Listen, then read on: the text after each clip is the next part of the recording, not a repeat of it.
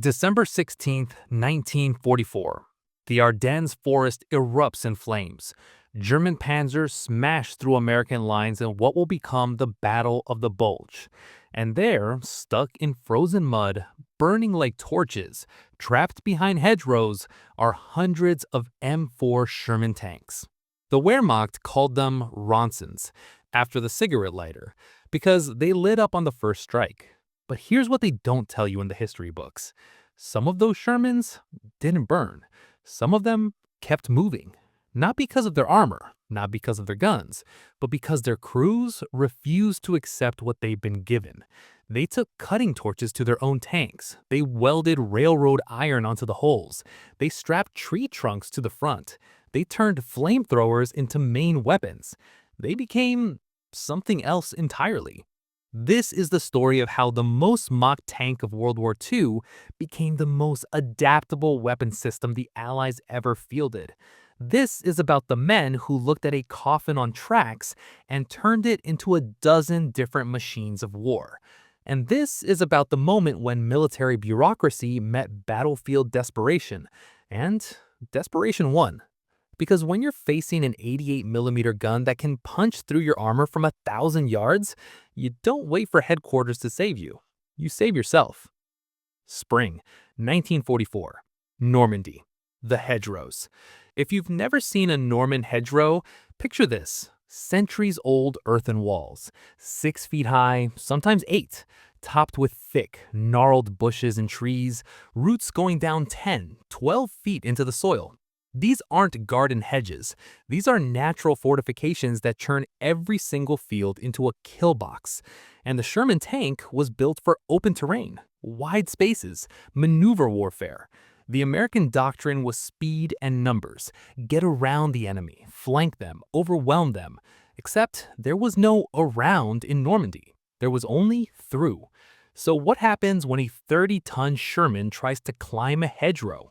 It rears up, exposes its belly armor, which is the thinnest part of the tank, 1 inch thick. A German machine gunner with armor-piercing rounds could penetrate it. Forget about a Panzerfaust, forget about an 88. The crew is blind, the driver can't see, the gunner can't see, the commander is standing in the turret, exposed, trying to direct movement. And while that Sherman is stuck at a 45-degree angle, treads churning, engine screaming, the Germans are lining up their shots. Tank after tank, burning, abandoned, crews bailing out, running through the fields, getting cut down by machine gun fire. The casualty rates among American armor units in Normandy were catastrophic. Some companies lost 60, 70% of their tanks in the first 2 weeks. Crews were being rotated in from replacement depots, given 2 days of training, and sent back into the same hedgerows where the last crew died. And the U.S. Army brass, they knew about the hedgerows. Intelligence reports from the French resistance had described them in detail, but nobody had thought through the tactical problem. Nobody had asked the simple question, how does a Sherman get through a hedgerow without dying? Until a sergeant from Tennessee did. His name was Curtis G. Culin, Sergeant 102nd Cavalry Reconnaissance Squadron. And Culin was a mechanic before the war. He understood metal, he understood leverage, and he was tired, so damn tired, of watching tanks burn. So one afternoon, sometime in mid-June, Culin is staring at a destroyed German roadblock, steel hedgehogs, those big X-shaped anti-tank obstacles the Germans welded together and scattered across roads. And something clicks in his head. He gets a cutting torch. He cuts sections off the hedgehogs, he brings them back to his unit's motor pool, and he starts welding. What he creates is simple. 4 steel prongs, maybe 5 feet long, angled forward and down, welded onto the front of a Sherman's hull, looking almost like tusks or horns. The other guys start calling it the Culin device. Some call it the Rhino. And here's what it does.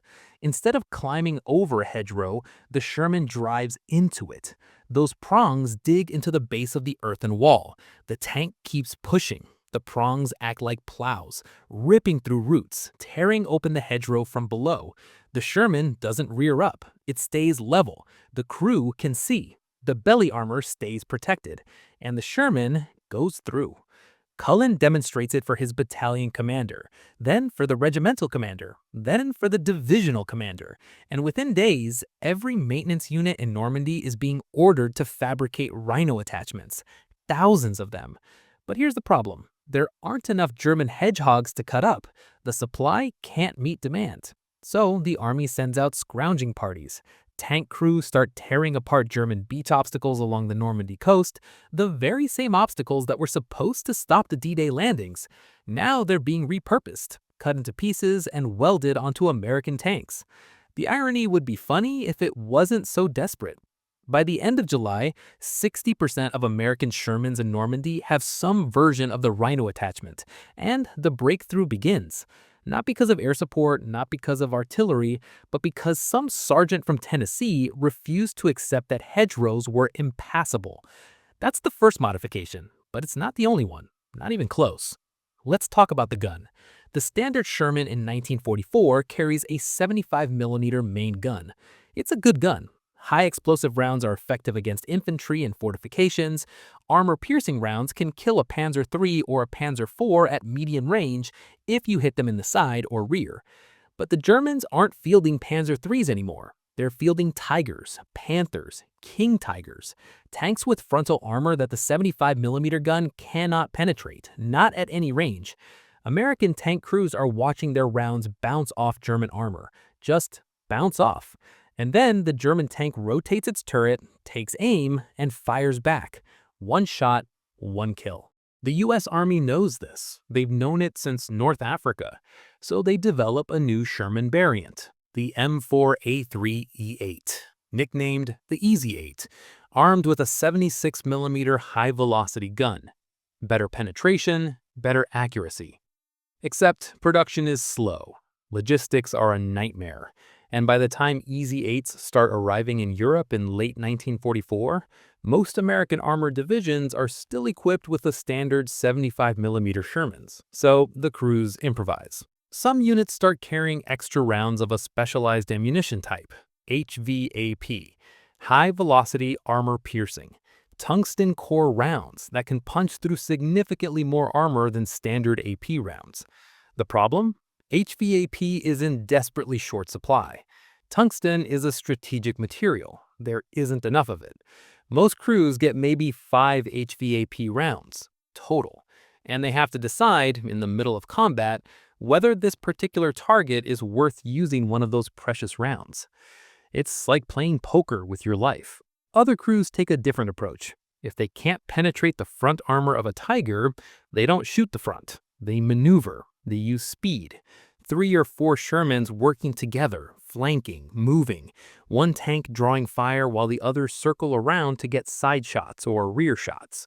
It works, sometimes, when the terrain allows it, when there's room to maneuver, when the Germans don't have infantry support to cover their flanks. But in close terrain, in forests and villages, in the Hurtgen Forest or the Ardennes, there's no room to maneuver. It's frontal engagements, straight-up fights. And the Sherman loses, almost every time, unless the crew gets creative. There are reports, unconfirmed but persistent, of American tank crews mounting captured German guns onto Sherman hulls, ripping the turret off a destroyed Panther, somehow adapting the German 75mm or 88mm gun to fit onto a Sherman chassis. Field modifications done by maintenance units working through the night, using whatever they can scavenge. Did it work? Maybe. The engineering would be a nightmare. Different ammunition, different recoil systems, different fire control mechanisms. But the fact that crews were even attempting it tells you how desperate things were. Now let's talk about the modification that didn't come from a sergeant or a tank crew. Let's talk about the one that came from the Navy, the flamethrower Sherman, officially designated the M4A3R3, nicknamed Zippo. And it is terrifying. Here's how it works. You remove the bow machine gun from the front of a Sherman's hull. You install a flamethrower nozzle in its place, connected to fuel tanks mounted inside the tank or on the back deck. The flame projector can shoot burning napalm out to about 150 yards. Some variants can reach 200. The idea comes from the Pacific Theater, where Marines are fighting Japanese forces dug into caves, bunkers, and fortified positions on islands like Iwo Jima and Okinawa. Regular weapons can't reach them. Artillery can't dig them out. So the Corps starts using portable flamethrowers, man-portable units strapped to a Marine's back. Effective, but incredibly dangerous for the operator. The fuel tanks are explosive. The weapon itself marks you as a priority target. Flamethrower operators in the Pacific have some of the shortest life expectancies of any combat role. So someone has the idea: put the flamethrower on a tank, give it armor, give it mobility, let the tank crew get close, burn out the fortification, and get out. The Navy develops it first for the Marines. Then the Army sees the potential and orders its own version. And in Europe, the Zippo Sherman becomes a terror weapon. Not against tanks, the flamethrower doesn't do much against armor, but against fortified infantry positions, bunkers, pillboxes, buildings occupied by German troops, it's devastatingly effective. Picture this. You're a German infantryman dug into a concrete bunker on the Siegfried Line. You've got thick walls, a reinforced roof, firing slits for your machine gun. You can hold off an infantry assault for hours, maybe days. Artillery might suppress you, but probably won't kill you. Then you hear the engine. You see the Sherman rolling up. You're thinking, good, we've got a Panzerfaust. We'll hit it in the side, brew it up. But the Sherman doesn't stop. It gets closer. 50 yards, 40 yards, 30. And then the flame. A jet of burning napalm, pressurized, shooting through your firing slit. It doesn't matter how thick your walls are. The flame comes inside. It sucks the oxygen out of the bunker. It burns at over 1,000 degrees. Superheated air alone can kill you even if the fire doesn't touch you. You have two choices: stay inside and burn to death, or run outside and get shot. Most German defenders ran outside. The psychological effect of the Zippo Sherman is almost as important as its tactical effectiveness. German troops learn to recognize the silhouette, and when they see one coming, entire positions surrender. Not because they've been defeated, because they know what's about to happen if they don't. But the Zippo crews, they know they're painting a target on themselves. German forces prioritize flamethrower tanks. They know that if they can knock one out, especially with a kill shot that ruptures the fuel tanks, the resulting explosion will be visible for miles. It's a morale boost for the Germans, and the morale hit for the Americans. So Zippo crews develop their own tactics. They don't lead assaults. They follow behind regular Shermans, staying in cover until the last possible moment. Then they move up fast, hit the target, and pull back immediately. It's dangerous work, but it saves infantry lives. And in the grinding battles of late 1944 and early 1945, that's what matters. Winter, December 1944. Belgium, the Ardennes. The Germans launch Operation Walked on Rhine, the last great offensive of the Third Reich in the West. Massive panzer columns smashing through American lines in the snow and fog. The goal: split the Allied armies, capture Antwerp, force a negotiated peace. And the Shermans are struggling. The cold is brutal. Engines won't start. Batteries freeze. Oil thickens to sludge. Crews are sleeping inside their tanks for warmth, running the engines periodically just to keep them from freezing solid. And then there's the mud. Belgium in December is a swamp. Fields that should be frozen solid are just soup.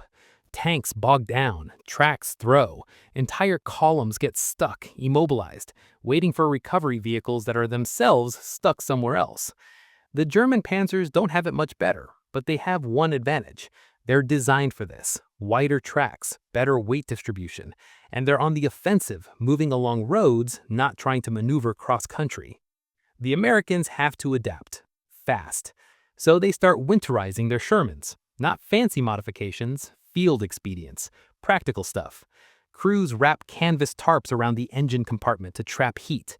They drain the oil every night and heat it over fires before pouring it back in come morning. They mix gasoline with the diesel fuel to thin it out, make it flow better in the cold. Some units start mounting additional track sections on the glacis plate, the front slope of the hull. Extra armor. It won't stop an 88, but it might stop a Panzerfaust. And in close combat, in villages where German Panzerfaust teams are hiding in buildings and rubble, every little bit helps. Other crews take it further. They weld spare wheels on the front. They strap sandbags on the sides. One unit reportedly mounted bedsprings, actual metal bedsprings scavenged from destroyed houses, on the front of their tanks. The theory, it would detonate Panzerfaust rounds prematurely before they hit the armor. Did it work? Hard to say. The Panzerfaust is a shaped charge weapon. It needs standoff distance to form its plasma jet. If you can disrupt that, force it to detonate a foot or two away from the actual armor, it loses effectiveness. But bed springs, railroad iron, spare track sections, these are desperate measures. The fact that crews are trying them shows you how bad things are. Some units start mounting additional track sections on the glacis plate, the front slope of the hoe. Extra armor. It won't stop an 88, but it might stop a Panzerfaust. And in close combat in villages where German Panzerfaust teams are hiding in buildings and rubble, every little bit helps. Other crews take it further. They weld spare wheels onto the front. They strap sandbags onto the sides. One unit reportedly mounted bedsprings, actual metal bedsprings scavenged from destroyed houses, onto the front of their tanks. The theory, it would detonate Panzerfaust rounds prematurely before they hit the armor. Did it work? Hard to say. The Panzerfaust is a shaped charge weapon. It needs standoff distance to form its plasma jet. If you can disrupt that, force it to detonate a foot or two away from the actual armor, it loses effectiveness. But bedsprings? Railroad iron? Spare track sections? These are desperate measures. The fact that crews are trying them shows you how bad things are. Let's talk about mines. The Germans are masters of mine warfare. They lay defensive minefields with a precision that borders on artistry. Anti-tank mines mixed with anti-personnel mines, covered by machine gun fire, marked on maps that are then destroyed so even captured documents won't reveal the patterns. And the Sherman is not designed for mine clearing. When a Sherman hits an anti-tank mine, the explosion typically occurs under the belly or under one of the tracks. Best case scenario, you throw a track, the tank is immobilized, the crew escapes, and recovery vehicles can repair it later. Worst case scenario, the explosion penetrates the floor armor, ignites ammunition or fuel, and the tank is destroyed with all crew inside. The U.S. Army has dedicated mine-clearing units, engineers with metal detectors, walking in front of the advancing armor, marking safe lanes. But it's slow, agonizingly slow. And in combat, where speed matters, where you need to exploit a breakthrough or reinforce a position, you don't have time to wait for engineers. So the Army develops the M1 mine plow, a large V-shaped steel blade attached to the front of a Sherman. As the tank moves forward, the plow digs into the ground, pushing mines to the side. The tank passes through the cleared lane. Infantry follows. In theory, it's brilliant. In practice, it has problems.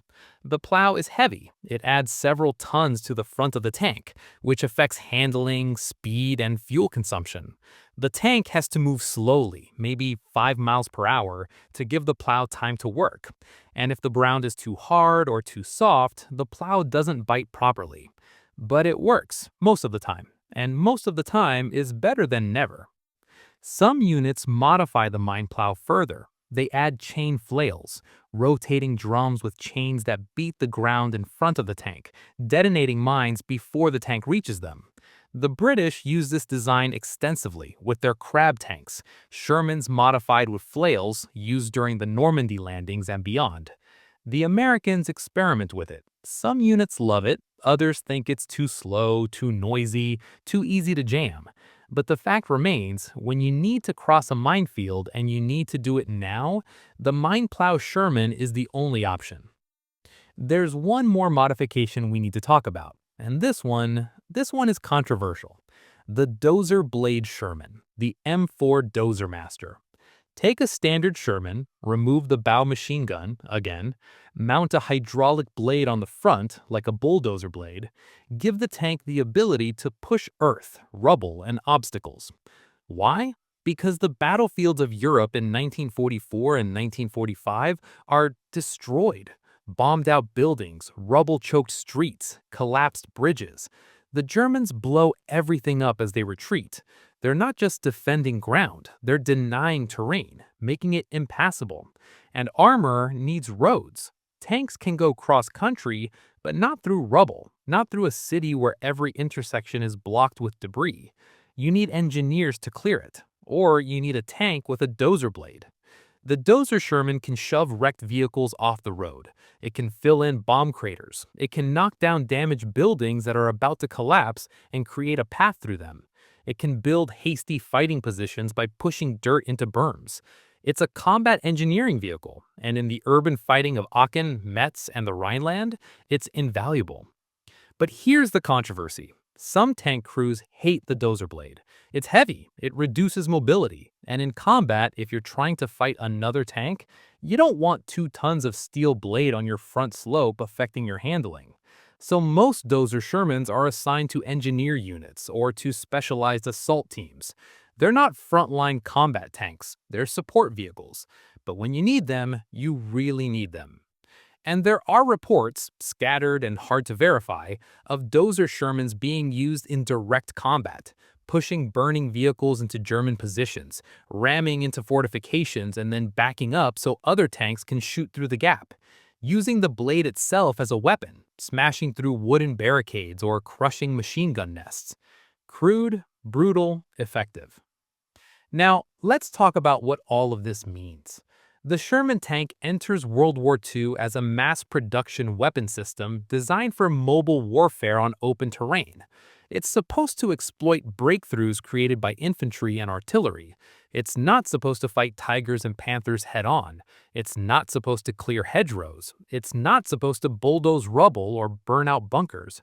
But the reality of combat doesn't care what the tank is supposed to do. And the genius of the American military, the thing that the Germans never quite understood, is adaptability. The US Army is not rigid. It doesn't cling to doctrine when doctrine stops working. It allows, even encourages field modifications. It listens to sergeants and mechanics and tank crews who say, "This isn't working, here's a better way." By the end of the war, the Sherman is not one tank. It's a family of tanks, a platform.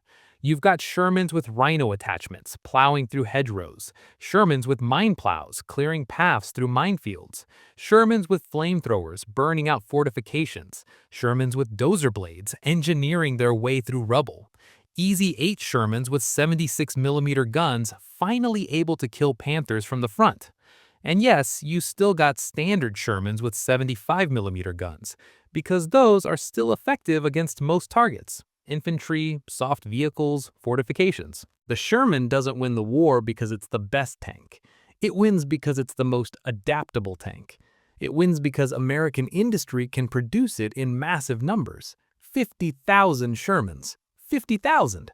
The Germans produce maybe 6,000 Panthers, fewer than 2,000 Tigers, and it wins because the crews refuse to die quietly. They take cutting torches and welding rods and scrap metal and spare parts, and they turn their tanks into whatever they need to survive the next battle. That's the real story, not the myth of the underdog tank that somehow defeats superior German armor through sheer courage. No, the reality is harder. The reality is that the Sherman is a flawed weapon system sent into combat against an enemy with better tanks, and American tank crews pay for that mistake with their lives. But they don't just accept it. They fight back. They innovate. They modify. They adapt. And in the end, they win. Let me give you one more story, one more example of what this looked like on the ground. March 1945, the Rhineland. An American armored division is pushing toward the Rhine River. They're encountering heavy resistance. German rearguard units, Panzers, fortifications.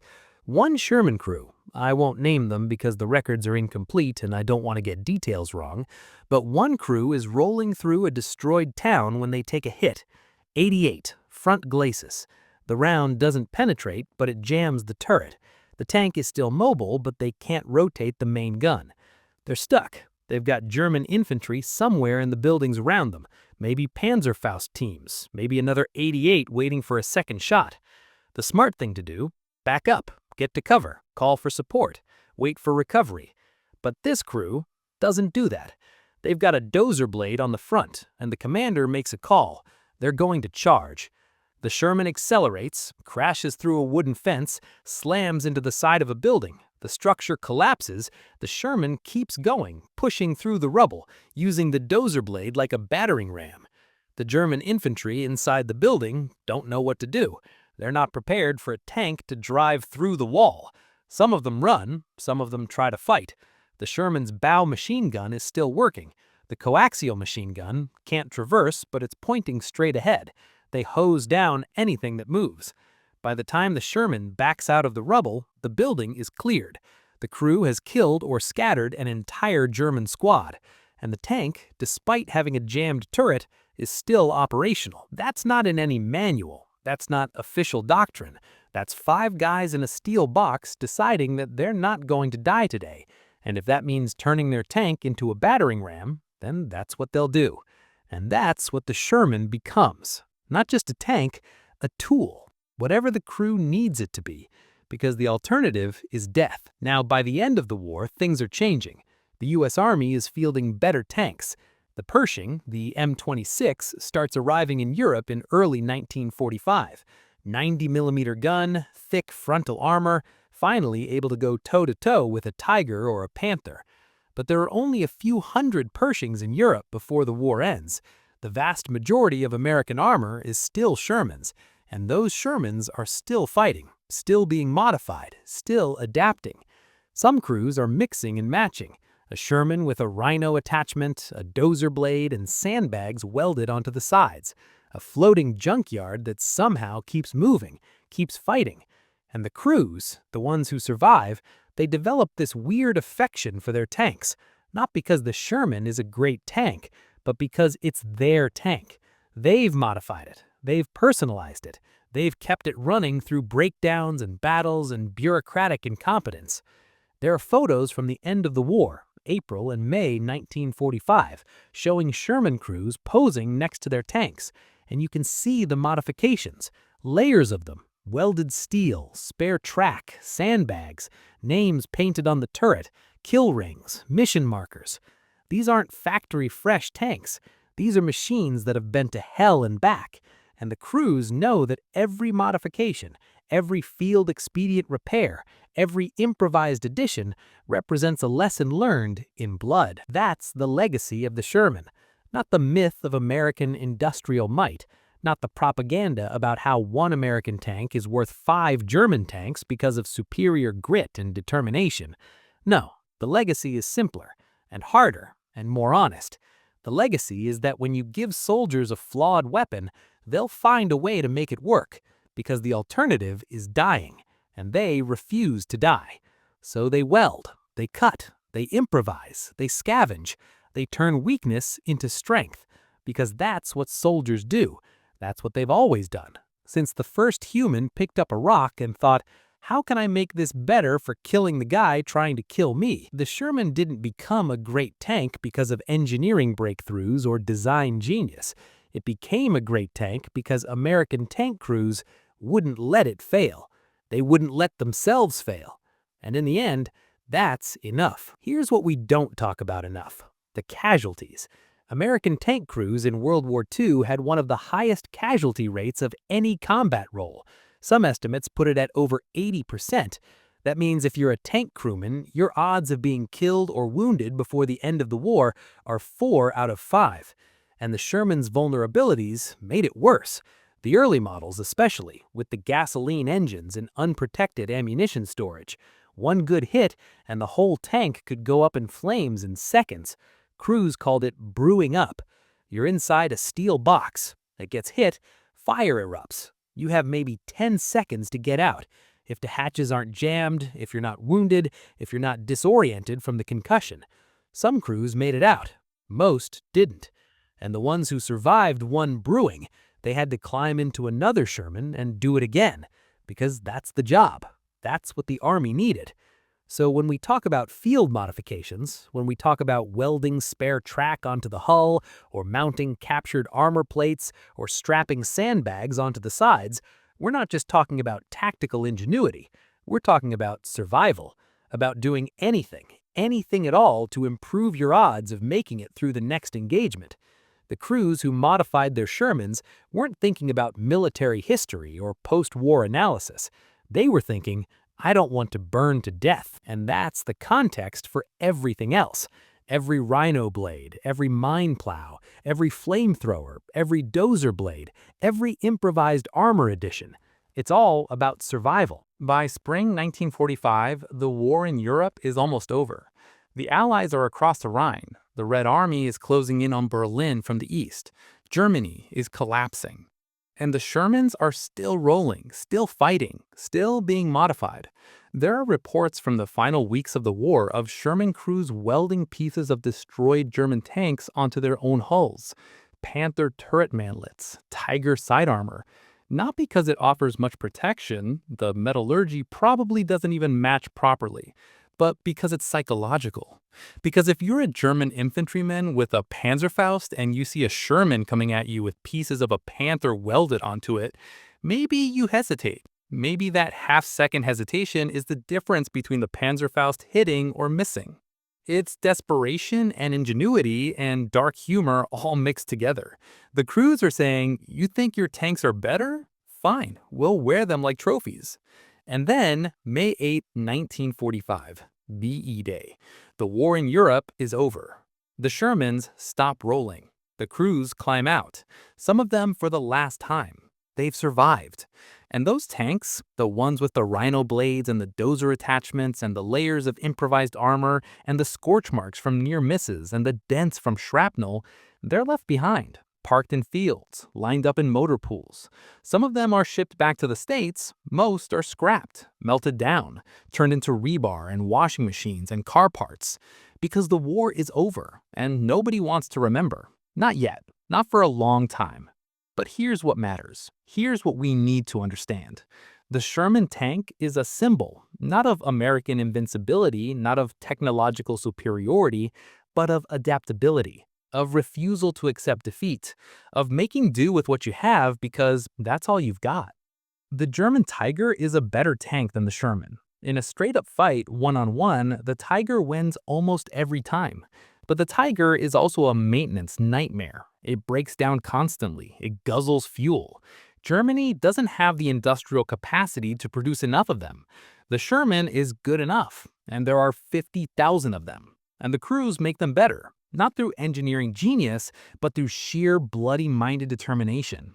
That's the American way of war right there. Not elegant, not efficient, but overwhelming, relentless, adaptable. And by the end of the war, the Sherman isn't just a tank, it's a legend. Not because of what it was designed to be, but because of what the crews made it into. So what's the lesson here? What's the takeaway? Maybe it's this. You don't win wars with the perfect weapon. You win wars with the weapon you have, modified and adapted and field-tested until it's good enough to do the job.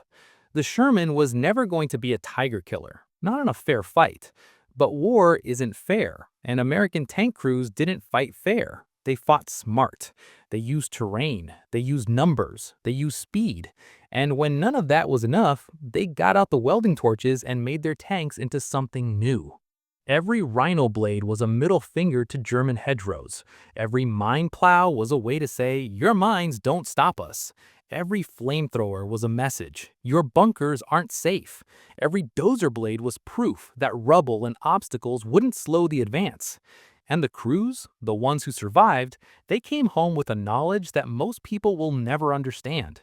They know what it's like to be inside a burning tank, to smell the fuel and the smoke and the burning flesh, to hear your friends screaming and not be able to help them, to climb into another tank the next day because that's the mission.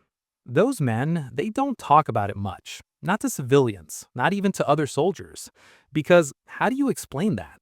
How do you explain what it's like to turn your coffin into a weapon and drive it straight into the enemy? You don't. You just live with it. And you hope that people remember. Not the propaganda, not the myths, but the reality. The reality is that the Sherman tank was a flawed, vulnerable, under-armored weapon system that American industry mass-produced and American soldiers made work through sheer force of will. And in doing so, they changed the nature of armored warfare. They proved that adaptability beats perfection, that field modifications beat factory specs, that soldiers with welding torches can solve problems that engineers in Detroit never anticipated. The Sherman that became a dozer, the Sherman that became a flamethrower, the Sherman that became a mine plow, the Sherman that became a battering ram, the Sherman that became whatever it needed to be, because the crews refused it to be anything less. And that's the story. That's the truth. Not glorious, not pretty, but real. And maybe, just maybe, that's worth remembering. One more thing before we close this out. After the war, the U.S. Army conducts after-action reviews. They interview tank crews, they analyze battle reports, they try to figure out what worked and what didn't. And one of the findings, one of the consistent themes that comes up again and again, is that field modifications saved lives. Crews that modified their tanks had higher survival rates than crews that didn't. Not by a huge margin, but enough to be statistically significant. The Army takes notes. They incorporate some of those lessons into the next generation of tank designs. Better ammunition storage, wet stowage to prevent fires, thicker armor, more powerful guns. But they also, and this is important, they formalize the field modification process. They acknowledge that soldiers in combat will always find ways to improve their equipment. And instead of fighting that, instead of trying to enforce strict adherence to factory specifications, they encourage it. They provide welding equipment to frontline maintenance units. They authorize the use of scavenged materials. They create rapid prototyping processes where a good idea from one unit can be shared across the entire theater within weeks. That's a huge shift in military thinking, and it comes directly from the Sherman experience, from watching crews save their own lives by refusing to follow the manual. So, the legacy of the Sherman isn't just about World War II. It's about how militaries adapt, how they learn, how they balance standardization with innovation. And it all starts with a sergeant from Tennessee looking at a steel hedgehog and thinking, I can make this work. So if you made it this far, thank you. Thank you for listening to a story that doesn't get told enough. The story of the men who fought in Shermans, who died in Shermans, who survived in Shermans, and who refused, absolutely refused to let a flawed tank be their death sentence. They took what they were given and they made it enough. That's heroism, not the Hollywood version, the real version. Quiet, desperate, determined. And it's worth remembering. Every modification, every weld, every improvised solution, because those represent lives saved, battles won, a war brought to an end. The Sherman that became a dozer didn't win the war, but it helped. And in the end, that's all anyone can ask. Hit that subscribe button if this story meant something to you. We're digging up more forgotten history every week. Real stories, real soldiers, real ingenuity. And we need your help to keep these memories alive.